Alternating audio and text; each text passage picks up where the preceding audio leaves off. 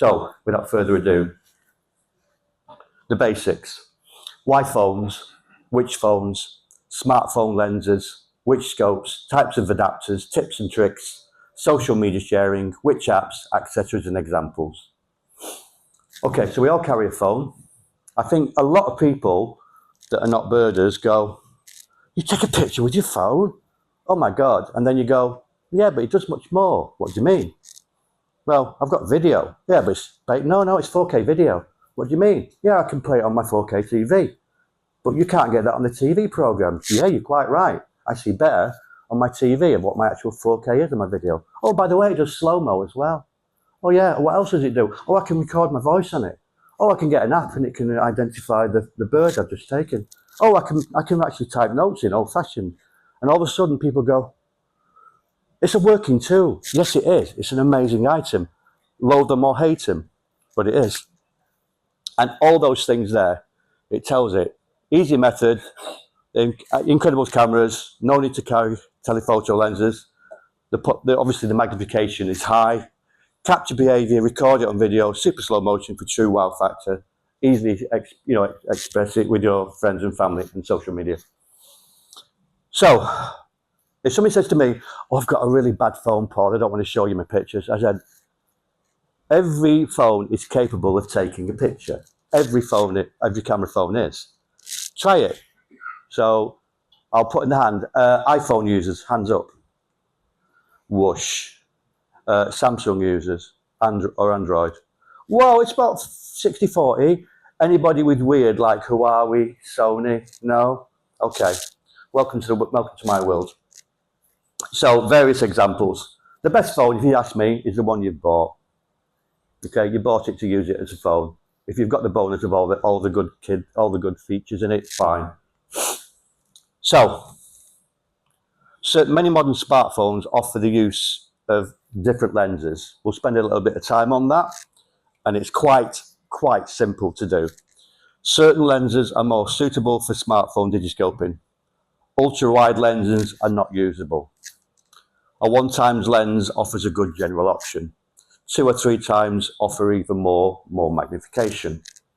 The universal adapter or a customized adapter can be bought. Check your camera app functionality when choosing your lens. Again, we'll go through this. So, this word, we pronounce it as vignetting with a silent G. Could that be French? Who knows? Bottom line is, you have to understand, if you're very, very new to this now, and I come to this tent for advice, accept this. If you're a camera person, please put that in the side of your mind and away from me. Because photography with an autofocus lens against manual focus, a scope, is 2 different worlds. Except that there is this word I love to tell you all, limitations. Once you understand limitations, you have fun. If you bring in the camera auto DSLR, you have an internal fight in your head and you get stressed out. I've seen it on the actual, people come to me, oh, they're like a failed DSLR, they've tried it, it's not for them. But because of super high magnification and my amazing pictures with detail on, they don't realize how you get there. So learn the limitations. So vignetting is where you put it onto the lens meets the scope, and the scope goes, nah, I can't give you a full picture because I've only got the actual the distance between it. You can have this though, you can have it in a circle. So we can get rid of this. If you have a scope already, utilize it. Universal adapters can offer a solution. Zoom eyepieces are good, probably the best, because you can zoom it up or take it down on the scope. Fixed wide-angle pieces can eliminate a vignetting. We have a new lens out. It's called a 40x lens. It's probably the widest field of view. So where people in the room who Phonescope already go, yeah, Paul, but when I've got my scope on and I've got it on the minimum magnification, even on 25, I've got the vignetting. On our 40 wide angle, if you've got 1x, it's clear there is no vignetting because of the high field of view with it. The bigger the objective lens, what does that mean? It's the glass bit at the front. It's a posh word, objective lens. The bigger it is, the more light it gets. High quality scopes will produce best results and limit chromatic aberration, colour blur or colour fringing. Just to let you know, we are the only manufacturer, Kowa, Japanese Kowa, that produce a scope that has pure fluorite in the objective lens. I'll quickly bore you. There's 3 lenses there. One lens at the front with coatings on. The actual fluorite lens is there, and then there's another one. So if you understand anything about lens, light coming in, light coming out. If you've got no kind of coatings on that lens, the colours, the RGB, the primary colours, blur and fan out, and then you get this magenta or blue fringing and even fuzziness on the subject, the bird. Okay, so with Kowa, what we've got is it much as well eliminates most of it. There's a tiny bit there, but the other manufacturers, who shall not be named, they don't have it in it, and you can see the chromatic aberration, and even when you're viewing. The problem was I used to work for Zeiss for 2 years as a sales rep in the UK, in Northern Ireland. So when I went to Germany for my training, I've probably forgotten 90% of what I was taught, but the main thing about chromatic aberration, it's still there. And also you'll need a steady tripod and head. And that means this, the video head. So, adapters. What we have with adapters is, you can get 2 types. So I'll quickly cut to the costs and which we've got. So Hawk and Viking have a £29 universal plastic adapter. So if you're thinking of starting, so Swarovski at the top end is £260 for a piece of plastic. Ours is £159, which is metal. It's the only metal one, universal adapter. So there is your price things. You make a choice. So if you're dabbling, get the cheap one. If it's not for you, you've still got it. Hey ho. But if you buy an expensive one and you don't like Phonescoping or you lose interest, that's a lot of brass out of your pocket. People do say to me, Paul, you save us money. You actually give it blunt. Yes, I do. This is what I do. Knowledge is power, isn't it? In any kind of aspect of our living. The person with the knowledge has the power. Okay, eyepieces, rings, dedicated or universal. So what do we mean by this? So I'm going to have to put this down. You can hear a pin drop. You're a good audience. I like this. So what I'm talking about is, understand this one. That ring is not universal. Why? Come on, speak to me. Thank you. The diameters and a lot of all of the eyepieces are different. Okay, good. So here, us at Kowa, what we've done is, this fits our popular 25-60 wide-angle zoom. We are now making for Zeiss, Leica, and Swarovski. So you can use this with other scopes, with a different eyepiece. So you can buy this universal adapter, but with a different that. And it's as simple as this.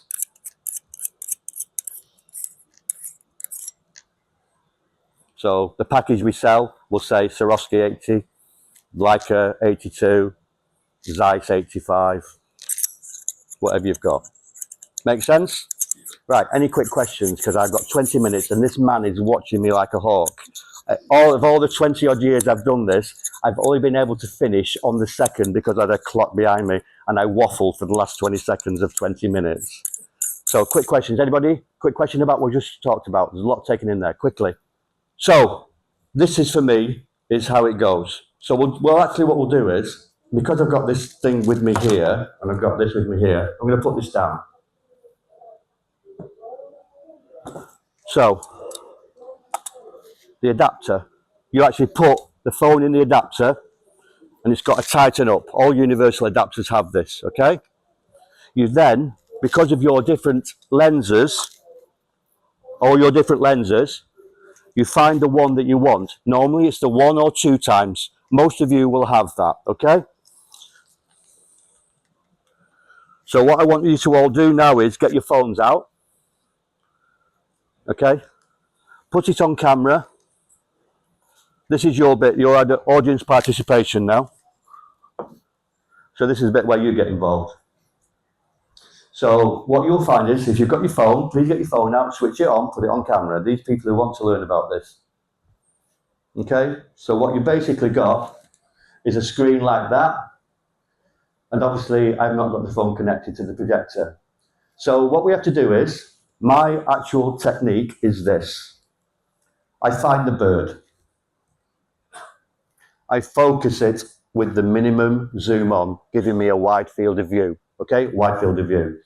Once I found the bird, I put the bird in the physical middle of my eye line. I then lock the pan. What is pan? This one. I then lock the tilt. This one.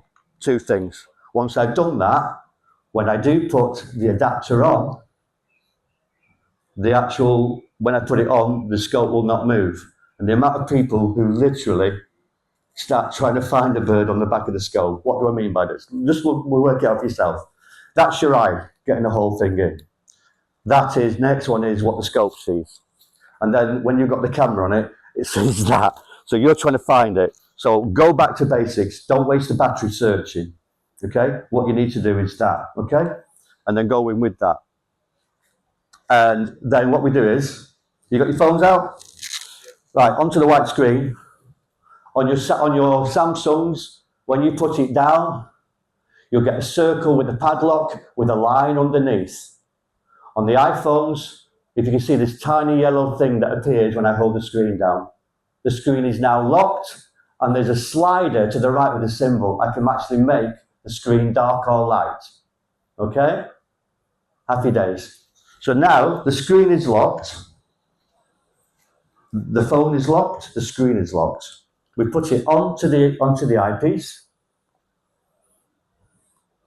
and then we have this circle. So if you're on 1 times, and you've got a 1 and a 2 times, it's normally the same optical lens. People who've had the history of, if you stretch the screen, it stretches the pixels. In this one occasion, the 1 and 2 times lens are the same, they're optical. So to get rid of the vignetting on your scope, stretch the pictures. So it might go 1.1, 1.2, 1.3, probably about between 1.4, 1.7, it will clear. Okay? Making sense? Tell me if you're not. People with your phones, until you've got that attached to a scope, you won't see the vignetting, obviously. But the vignetting is the rounded corners. Am I making sense? I'll give it up. 5 minutes. Oh, 5 minutes. This is so quickly. It's pressure. Right. So once we've done that, I then have 2 tools to help me get sharp pictures. The one I have is a 3 times loop magnifier. So what I've done is, remember, my screen is locked on the bird, so I can't focus the screen. So I go to the scope. The scope is now in charge, and if I make it blurred or sharp. So what I now do is, I bring up my little magnifier, and I go like that, and I look through it, and I get it pin sharp. Now then, I live in Aberdeen, the windy city, so I suffer from wind up there. Steady on now, steady on. I use a Bluetooth dongle in conjunction with this. My finger in winter, when I'm trying to take pictures, can actually cause the blur. So by using a Bluetooth dongle, which you buy Amazon, so this is around 19, 20 pounds, £3.99. What you're doing is, Paul, why are you obsessed with this sharpness? What happens is, you take the picture in the moment, and what happens is, great picture. Then we get it home, and I actually use my TV to delete my good or bad ones. Not my laptop. I haven't used my laptop in 2 years. I edit on my phone and everything. I do everything on the phone. Is that the first picture, if you've got maybe a bird sitting, you've taken 15, 20 pictures. If you haven't altered the focus, the first picture is slightly blurred, or the 50th or the 30th will still be the same. This is the biggest tip I can give you today. What happens is, I defocus every 2 or 3 pictures. I go again. That means that I get the sharpest of the sharpest. So when I review on my TV the 30 pictures, number 1 is my marker. I go to number 2. Instantly, I can see that number 1's quite blurred in comparison to number 2. Number 2 is the sharpest. And then I go through the whole 30, and I'll probably really be strict. 2 or 3 pictures to keep. That means I've got the best of the best out of the day. So my library is constantly the best sharpness I can get. This is before editing. So I spend 20 to 30 seconds on my pictures, done, dusted. And that's what I do. If you want to come back to the Kowa stand and you want to talk to me, thank you. Oh, heaven. I love that. So I'm saying here what I just said. I actually tell people to practice in the garden with a Coke can or a bottle of water with writing on. It's not going to fly away. You can practice your technique, okay? So learn the basics. You can shoot in portrait or landscape, be part of a global community. Don't, just enjoy it for yourself. Share experiences as well as hints and tips. It's amazing. I've got one of our guys at Kowa is a guy called Chris Bell, an ambassador. He's been in the Americas, and the guy has some amazing. He did a talk on our stand, and I just went to see him this morning. And said, "I have to tell you, Chris, your pictures are phenomenal. Your pictures and your videos are absolutely good. People like to hear it, and obviously the guy is very, very good." I've got apps that I use. Some are paid, some are free. Phonescope might be the one that's down the bottom, Pro Camera. The one I use for video, remember this one, is Blackmagic. It's a famous maker of video camera, high-end, like Rolls-Royce. They give a free app. And the reason why I like the Blackmagic app is it does focus peaking as auto standard. iPhone video does not give you that. There's the things. Battery pack, massive yes. Okay? Microfiber cloth, massive yes. As soon as you've got your phone, your kids have been on it, your grandkids have been on it, it's got fingerprints. Fingerprints turn out to milky pictures, white mist. Always really just wipe it quick before you put it in the adapter. Okay, some pictures. I love the Lee Valley down in Essex, probably one of the best places to see bitten close. I was there last winter. I've had to shoot a lot of the video in portrait. I can't make it in landscape because the birds are so close. But that is probably 10 years old. It snowed, and then the snowdrops melted. I love that picture. I just love it for what it is. Concentration of that bird looking for food in two little places where the ice wasn't formed. Golden eagle over in Spain. Nice small male. Just about to lift off.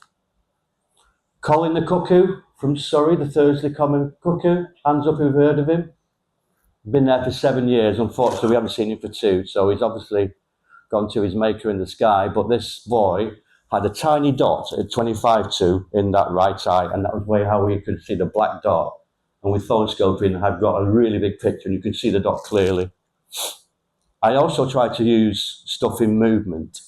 I like movement and I love behaviour. And video is a good way where you can actually take and freeze what you've got and take a screen grab. Well, one of my favourites, like everybody else, love a kingfisher. And close. My urban kingfisher in Hemel Hempstead, those are car lights, that's prices of fuel from a petrol station on the left. Yeah, you can do this. I just want to try and inspire you with it, really. It's really, really good. Jack snipe.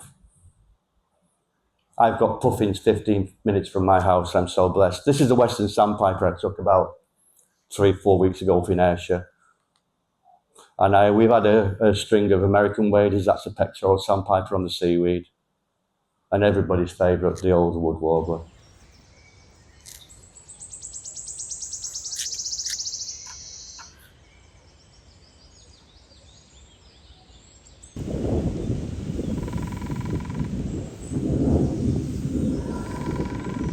Remembering this is an iPhone microphone, not some special, the iPhone microphone. Lesser spotted woodpecker. This was an American visitor in Glasgow the other winter, a yellow rump warbler. Eventually, can you see the rain? I love water in video. It just gives it another side. This is a hide that I go to. And I actually said, I've checked the weather forecast, can I come tomorrow? You might have to pull you out with the tractor for the snow. I said, no problem. And I got that. This, ladies and gentlemen, is an iPhone. This is a smartphone. Song thrush. There's Colin in all his glory. Do you think cuckoos look a little bit like sparrowhawks when they fly? On my local river, that's 200 metres from my house. Okay, we're near enough at the end. We are at the end. Thank you so much for listening to my obsessive inane drivel about phonescoping. You can clearly see I'm very passionate about it. If I've inspired you, great. If I haven't, you need to get a life. You really do need to get a life. Okay? Thank you so, so much. Bye-bye.